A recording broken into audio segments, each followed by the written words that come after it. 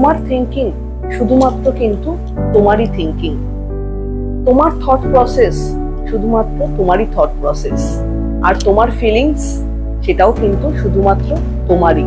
কাজেই thought process আমার, feelings আমার, থিঙ্কিং আমার, তাহলে এগুলোর উপর কন্ট্রোল কার থাকা উচিত?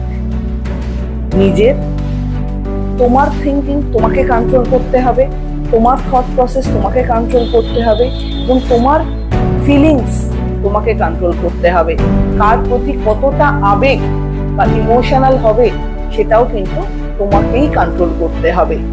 আর এগুলো কোথা থেকে আসবে? এগুলো আসবে আমার কগনিটিভ এবিলিটি বা আমার থিঙ্কিং এবিলিটি দিয়ে। আমরা কখন সাফার করি জানেন? আমরা সাফার করি তখনই যখন এই যে এত কিছু আমি বললাম, আমার থট প্রসেস, আমার থিঙ্কিং, আমার ফিলিংস, আমার ইমোশন, এগুলো যখন আমরা অন্যের হাতে কন্ট্রোল করার জন্য দিয়ে দিই। এটা কখনো ভাববেন না যে এটাকে বাকি আমার চারপাশে যে মানুষগুলো আছে তারা কন্ট্রোল করবে। কেন? এগুলো কি তার? দুটো মানুষ কখনোই এক হয় না, তাদের মেন্টালিটিও সেম হয় না। আপনি কোনো সিচুয়েশনকে যেভাবে অবজার্ভ করবেন, আপনার সাথে থাকা মানুষটাই কিন্তু সেভাবে অবজার্ভ করবে না। বিকজ কেন কি দুজনের থিঙ্কিং প্রসেস দু রকমের, দুজনের আবেগ প্রকাশ করার প্রসেসটাও কিন্তু, ওয়েটাও কিন্তু ডিফারেন্ট, দুজনের থট প্রসেসটা পুরোটাই ডিফারেন্ট, অ্যাকশনও কিন্তু ডিফারেন্ট হবে। তো সেক্ষেত্রে আপনি সাফার কম তখনই করবেন, দুঃখ তখনই কম পাবেন যখন আপনি আপনার এই জিনিসগুলোর কন্ট্রোল নিজের হাতে থাকবে বা নিজের হাতে রাখবেন। কেন কি এই জিনিসগুলো আপনার জিনিস, আপনাকে আপনার গল্প লিখতে হবে। আপনার হয়ে অন্য কেউ আপনার গল্প কিন্তু লিখে দিতে পারবে না।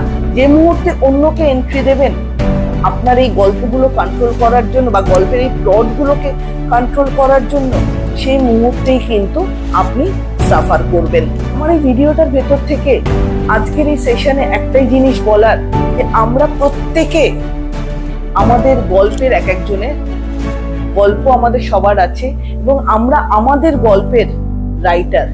তো আমার পেনটা বা আমার গল্পের প্লটটা কিন্তু আমিই লিখবো। কেন কি থিঙ্কিং প্রসেসটা আমার, থট প্রসেসটা আমার, ফিলিংসটা আমার, ইমোশনটাও আমার। এটা কোনো সময় কখনোই অন্যের হাতে দেবেন না।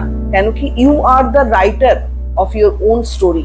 তো সেক্ষেত্রে নিজেই নিজের ইমোশনস গুলো, নিজের থট গুলো, নিজের থিঙ্কিং গুলোকে কন্ট্রোল করুন। আর যেখানে যেটা দরকার, যেভাবে দরকার, কগনিটিভ স্কিলটাকে কাজে লাগিয়ে সেভাবে রিঅ্যাক্ট করুন।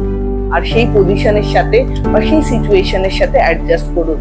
নিজের এই জিনিসগুলো একান্তই নিজের, এগুলো কারোর হাতে কন্ট্রোলের ভার দেবেন না। যত কম দেবেন তত কিন্তু সাফার আপনি কম করবেন। ভিডিওটা কেমন লাগলো অবশ্যই আমাকে জানাবেন। ভালো লাগলে চ্যানেলটা লাইক এন্ড সাবস্ক্রাইব করে দেবেন। সবাই ভালো থাকবেন, সুস্থ থাকবেন। নমস্কার।